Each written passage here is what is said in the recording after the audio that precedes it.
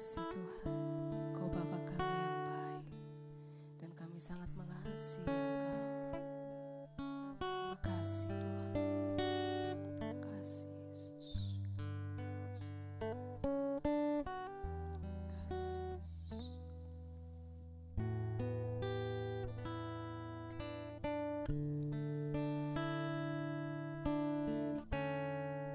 Memandang wajah-Mu, rasakan kasih-Mu,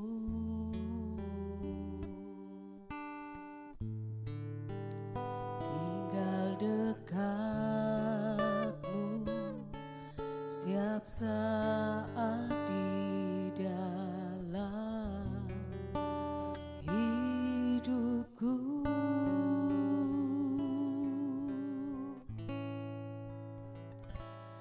Bapakku yang baik, sangat ku cinta, kasih-Mu padaku semakin nyata ku rasakan. Kaulah Bapakku yang baik, penuh karunia,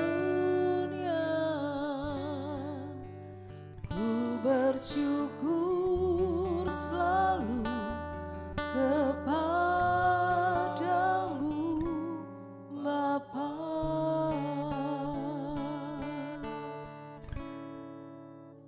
Memandang wajah-Mu, rasakan kasih-Mu,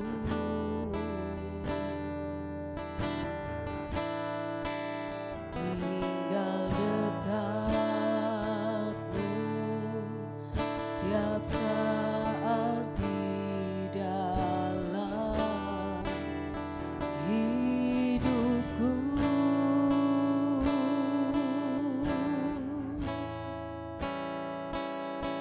Bapakku yang baik, sangat ku cinta, kasih-Mu padaku semakin nyata ku rasakan.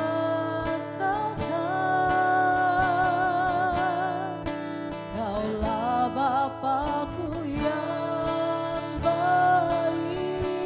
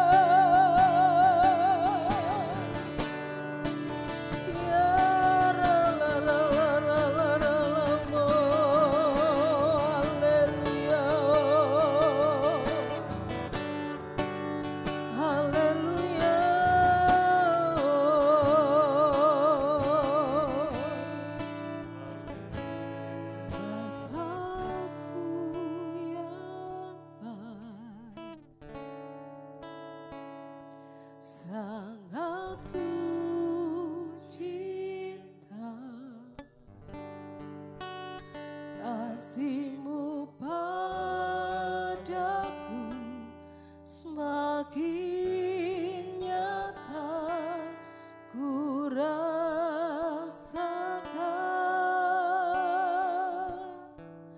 Kaulah Bapa-Ku yang baik, penuh karunia. Ku bersyukur selalu kepadamu Bapa.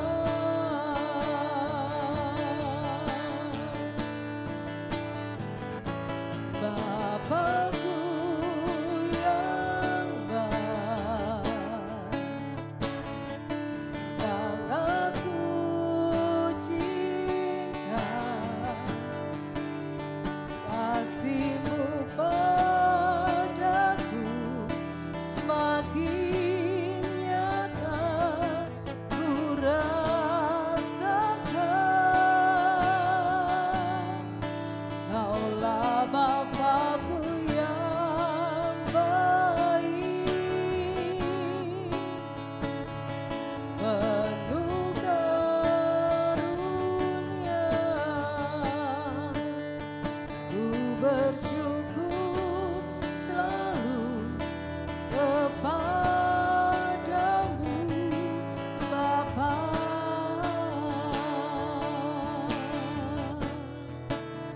Ku bersyukur selalu kepadamu Bapa.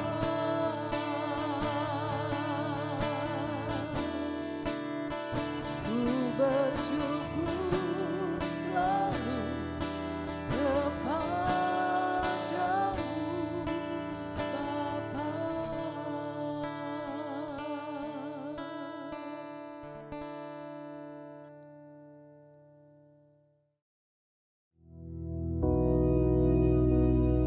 Bapa kami yang di surga, dikuduskanlah namamu, datanglah kerajaanmu, jadilah kehendak-Mu di bumi seperti di surga.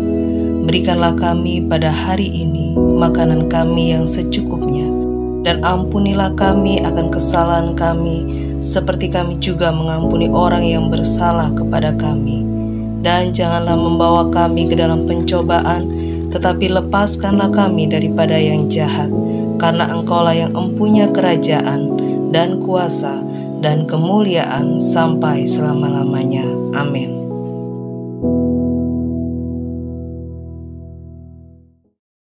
Shalom. Apa kabar hari ini? Kembali saya menyapa sahabat terkasih di dalam Tuhan. God is good all the time, and all the time God is good. Jumpa kembali dengan saya di pagi-pagi benar, ya. Saya percaya sahabat terkasih siap untuk ditaburi suara kebenaran dan siap untuk mendengar suara kebenaran dengan antusias, dengan sukacita, dan memberi hati yang terbaik untuk Tuhan. Ya, mari kita satu di dalam doa. Bapa, hamba mengucap syukur Kau Bapa yang luar biasa, Bapa yang ajaib.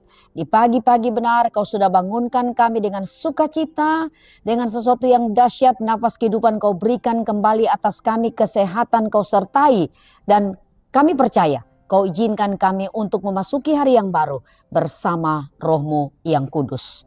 Urapi kami semua, urapi yang mendengar kebenaran, urapi pemirsa, urapi jemaat terkasih, urapi siapa saja yang akan mendengar apa yang hamba-Mu sampaikan. Hamba-Mu terbatas sangat, tapi kuasa Roh-Mu yang kudus yang menguasai kami yang tidak terbatas, dunamos, bekerja tanpa batas. Kami siap mendengar firman-Mu, kami siap memperkatakan, dan kami percaya pengurapan ilahi turun atas hamba-Mu dan semua yang mendengar. Dalam nama Tuhan Yesus. Amin. Baik, di waktu yang luar biasa, di pagi yang indah, tentunya saya dan saudara sudah put God first. Mari, hari ini kembali jumpa dengan saya memberi tema mental powerful. Ya, saya dan saudara harus punya mental yang powerful. Siap sahabat terkasih? Ya, sama-sama ambil Alkitab. Kita akan baca Injil Lukas. Ayat 8, ayat 40 sampai 56. Sama-sama kita belajar kembali ya. Kita terus belajar sekalipun saudara terkasih sudah sering membaca ayat ini. Perikopnya, Yesus membangkitkan anak Yairus dan menyembuhkan seorang perempuan yang sakit pendarahan. Ayat 40, ketika Yesus kembali, orang banyak menyambut dia sebab mereka semua menanti-nantikan dia. Maka datanglah seorang yang bernama Yairus. Ia adalah kepala rumah ibadat. Sambil tersungkur di depan kaki Yesus, ia memohon kepadanya supaya Yesus datang ke rumahnya. Karena anaknya perempuan yang satu-satunya yang berumur kira-kira 12 tahun hampir mati. Dalam perjalanan ke situ, Yesus didesak-desak orang banyak. Adalah seorang perempuan yang sudah 12 tahun menderita pendarahan dan tidak berhasil disembuhkan oleh siapapun. Ia maju mendekati Yesus dari belakang dan menjama jumbai jubahnya, dan seketika itu juga berhentilah pendarahannya. Lalu kata Yesus, siapa yang menjamah aku? Dan karena tidak ada yang mengakuinya, berkatalah Petrus, Guru, orang banyak mengerumuni dan mendesak engkau. Tetapi Yesus berkata, ada seorang yang menjamah aku. Sebab aku merasa ada kuasa yang keluar dari diriku. Yes. Ketika perempuan itu melihat bahwa perbuatannya itu ketahuan, ia datang dengan gemetar, tersungkur di depannya dan menceritakan kepada orang banyak apa sebabnya ia menjamah dia dan bahwa ia seketika itu juga menjadi sembuh. Yes. Maka katanya kepada perempuan itu, hai anakku, imanmu telah menyelamatkan engkau. Pergilah dengan selamat. Dahsyat. Ketika Yesus masih berbicara, datanglah seorang dari keluarga kepala rumah ibadat itu dan berkata, anakmu sudah mati. Jangan lagi engkau menyusah-nyusahkan guru. Tetapi Yesus mendengarnya dan berkata kepada Yairus, jangan takut, percaya saja anakmu akan selamat. Yes. Setibanya di rumah Yairus, Yesus tidak memperbolehkan seorang pun ikut masuk dengan dia kecuali Petrus, Yohanes, dan Yakobus, dan ayah anak itu serta ibunya. Semua orang menangis dan meratapi anak itu. Akan tetapi Yesus berkata, jangan menangis, ia tidak mati tetapi tidur. Keren. Mereka menertawakan dia karena mereka tahu bahwa anak itu telah mati. Lalu Yesus memegang tangan anak itu dan berseru katanya, hai anak, bangunlah. Luar biasa. Maka kembalilah roh anak itu dan seketika itu juga ia bangkit berdiri. Lalu Yesus menyuruh mereka memberi anak itu makan. Ayat terakhir 56, dan takjublah orang tua anak itu. Tetapi Yesus melarang mereka memberitahukan kepada siapapun juga apa yang telah terjadi itu. Yes. Luar biasa ya, saya percaya sahabat terkasih sudah mendengar, sudah membaca dengan saya, sudah mengikuti ya. Dari ayat 40 sampai 56. Ada dua kesembuhan ilahi yang dahsyat, yang punya mental powerful ya. Baik siapa? Kepala rumah ibadat dan perempuan yang sudah 12 tahun sakit. Di sini saudara dua contoh pribadi yang saya percaya luar biasa ya.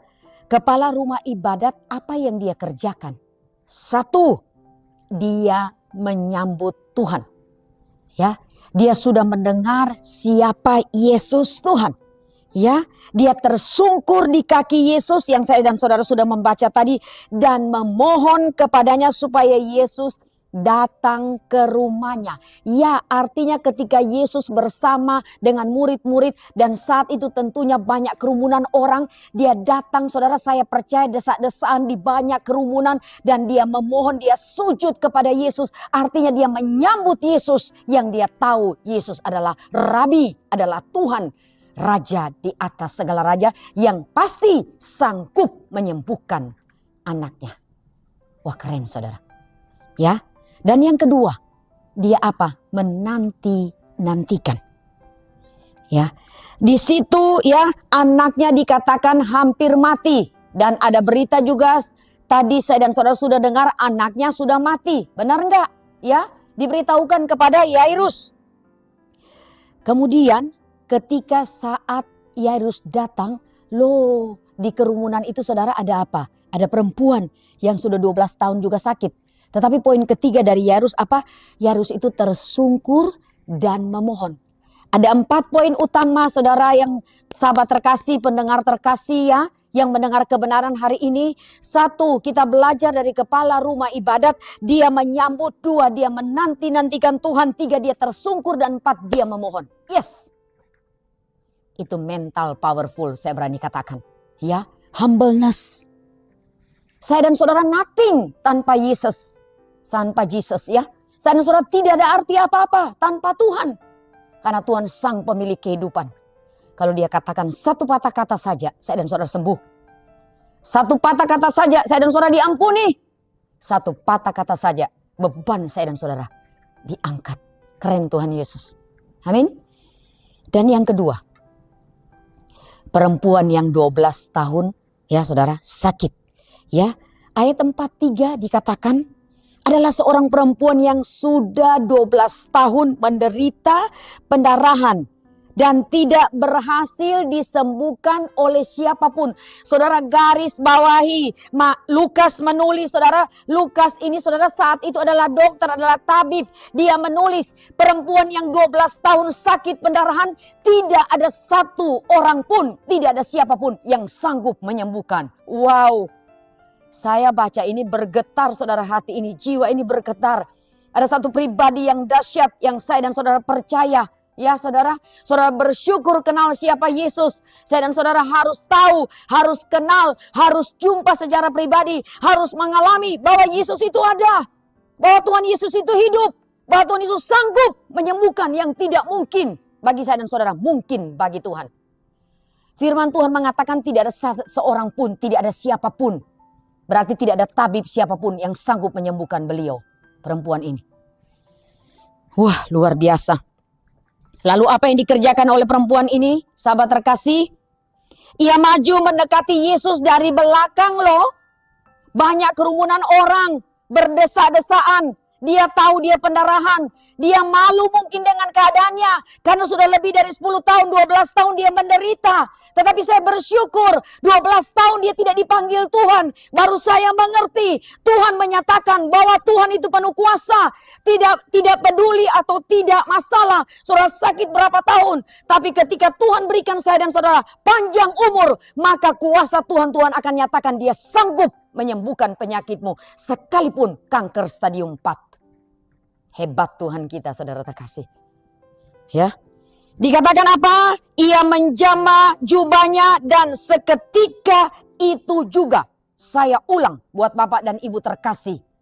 Seketika itu juga. 3 kali saya ulang. Seketika itu juga berhentilah pendarahannya. Seketika itu juga. Saya percaya saudara belum sempat tutup mata. Pendarahan itu udah berhenti. Dia hanya menjamah jubah Yesus. Berarti Bapak Ibu terkasih, dia hanya jamah ya ujung jubah Tuhan Yesus. Dan saya membaca ini luar biasa sahabat terkasih. Saya percaya dia belum pernah bercakap-cakap dengan Yesus. Tapi dia mendengar siapa Yesus. Dia melihat apa yang Yesus kerjakan sebagai manusia 100% ketika berada di bumi. Dan Yesus 100% Tuhan. Mengapa saya berani katakan? Karena selama 33,5 tahun Yesus berada di bumi, dia tidak pernah melakukan dosa apapun. Karena dia datang dari sorga. Dia yang sanggup mengangkat saya dan membawa saya dan saudara kembali ke sorga. Dan sanggup mengampuni dosa. Karena dia tidak didapati berbuat dosa sekalipun dia sebagai 100% manusia. Keren Tuhan Yesus. Dahsyat. Ya. Dan apa tindakan iman dari perempuan ini? Dia maju dan tindakan iman dia yang orang tidak lihat. Tetapi Yesus katakan, siapa yang menjamah aku, menjamah jubahnya. Artinya saat itu ya, banyak orang berkerumun. Petrus katakan, Tuhan, banyak orang, guru banyak orang yang mendesak, yang mengerumuni. Masa kita tahu? Mungkin bahasanya Petrus seperti itu. Tetapi Yesus berkata di ayat 46, ada seorang yang menjamah aku sebab aku merasa ada kuasa yang keluar dari diriku. Yes, dahsyat. Sahabat terkasih, dimanapun Anda berada, mungkin di rumah sakit, mungkin terbaring, atau mungkin Anda tetap sehat, tapi sakit di sini yang paling dalam, yang saya dan saudara tidak mengerti. Ada luka batin yang nggak bisa disembuhkan oleh siapapun kecuali oleh Rohnya yang kudus bersama saya dan saudara. Datang kepada Tuhan seperti perempuan yang pendarahan 12 tahun ini. Saudara hanya minta, Tuhan tolong aku nggak sanggup, tapi aku percaya kuasa-Mu yang dahsyat sanggup mengangkat bebanku dan sanggup menyembuhkan aku. Maka saya yakin dan percaya bebanmu diangkat dan engkau pasti sembuh seketika itu juga. Wow, luar biasa sahabat terkasih. Keren. Ketika perempuan itu melihat bahwa perbuatannya itu ketahuan, saudara apa? Ia datang dengan gemetar. Dan seperti Yairus, dia tersungkur kembali di depan Yesus. Ada tindakan humbleness ya saudara. Dan menceritakan kepada orang banyak apa sebab ia menjamah. Karena seketika itu juga dia menjadi sembuh. Ya, mari milikilah iman, ya, milikilah mental powerful, artinya tidak malu. Ya, sekalipun ada orang banyak, sekalipun mendesak, saudara punya mental powerful. Artinya mental saudara menerjang setiap badai kehidupan. Karena percaya ada tangan kuasa Yesus yang dahsyat dan sempurna. Yang sanggup mengangkat setiap beban dan sanggup menyembuhkan engkau seketika itu juga. Luar biasa Bapa di sorga lewat firman Tuhan yang dahsyat. Ya, baik. Dua tindakan yang dilakukan oleh perempuan ini. Dia maju, tindakan iman. Dan dia menjamah jubahnya Yesus. Itu tindakan iman yang dahsyat. Ya, tanpa dia teriak kepada Tuhan Yesus, tolong aku. Tetapi Yesus tahu ada kuasa yang keluar karena perempuan ini memiliki iman yang dahsyat. Baik, di akhir saya ingin bertanya, kira-kira saya dan saudara hari ini mengalami tekanan apa? Apa yang membuat kita sakit? Mungkin tekanan kehidupan? Mungkin beban kehidupan? Intimidasi? Atau pola makan yang salah? Atau insomnia? Atau overthinking? Ya, mari datang kepada Yesus, humbleness, tersungkur di kakinya, memohon kepada Tuhan Yesus, tolong saya Tuhan. Tidak ada satu manusia dapat menolong saya dan saudara kecuali Bapa di sorga. Dan Bapa bisa memakai siapapun untuk menolong, untuk mendoakan saya dan saudara. Supaya saya dan saudara lepas dari beban kehidupan dan disembuhkan totalitas. Percaya penuh ke dalam tangan Tuhan dan milikilah mental powerful seperti Yairus dan perempuan yang 12 tahun pendarahan. Yes, demikian firman Tuhan. Saya percaya firman ini memberkati Bapak dan Ibu terkasih. Kita satu di dalam doa. Bapa, hamba-Mu sudah selesai pada saat ini. Kami percaya biar gereja Allah baik dimanapun berada. Kami memiliki mental powerful. Artinya kami tidak hidup dari apa kata orang. Kami tidak hidup dari apa vonis dokter. Kami tidak hidup dari himpitan, perkataan atau penderitaan hidup. Tapi kami hidup dari firman Tuhan yang hidup. Lewat firman Tuhan yang hidup, maka saya percaya yang sakit disembuhkan oleh kuasa darah Kristus, seketika itu juga yang punya beban berat datang kepada Tuhan Yesus, maka kami akan menerima kelegaan yang dahsyat dan luar biasa. Urapi firman-Mu ya Bapa di sorga. Nyatakan kuasa-Mu dahsyat dan unlimited miracle, mujizat yang tanpa batas, jadi barang siapa yang percaya kepadamu. Terpuji nama Tuhan Yesus, dalam nama Tuhan Yesus yang sakit sudah disembuhkan, yang punya beban berat, Tuhan sudah memberikan kelegaan.